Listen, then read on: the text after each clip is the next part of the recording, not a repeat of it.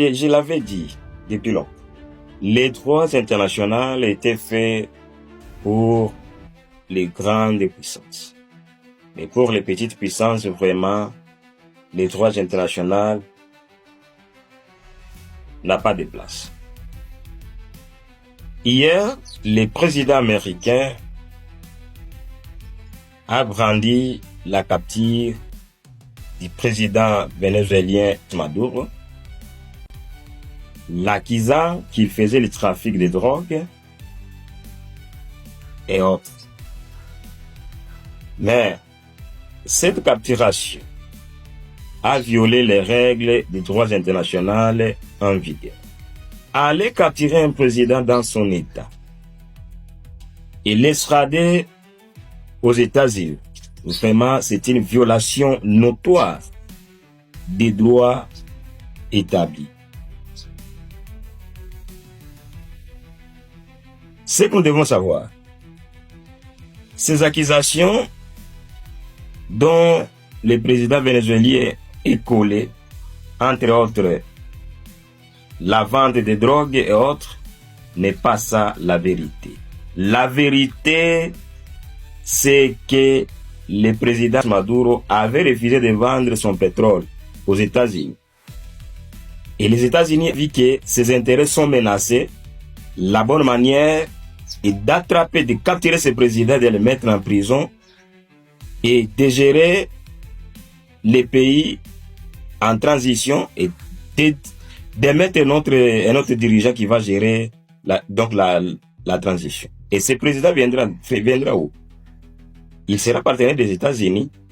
On va l'exiger d'accepter tout pour qu'il soit président de la République au Venezuela.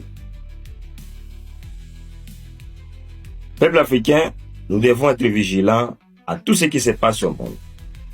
L'Amérique est une grande puissance et elle était donneur de leçons aux petites puissances, entre autres les pays africains disant sous-développés.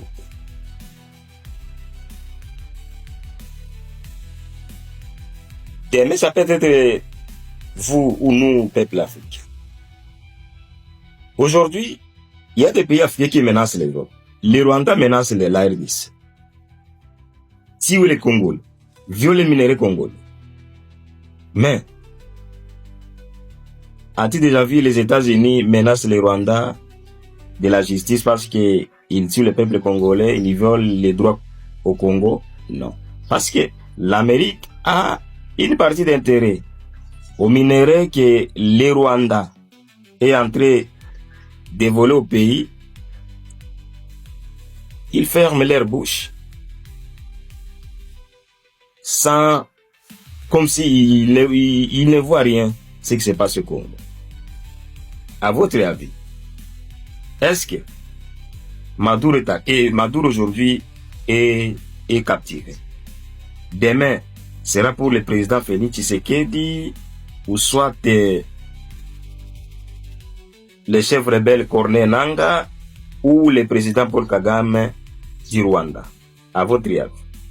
Nous devons aussi encore ajouter, comme signe de concert, peuple africain, dirigeants africains, pays africains, évitons des partenariats qui ne pourront jamais nous amener au développement.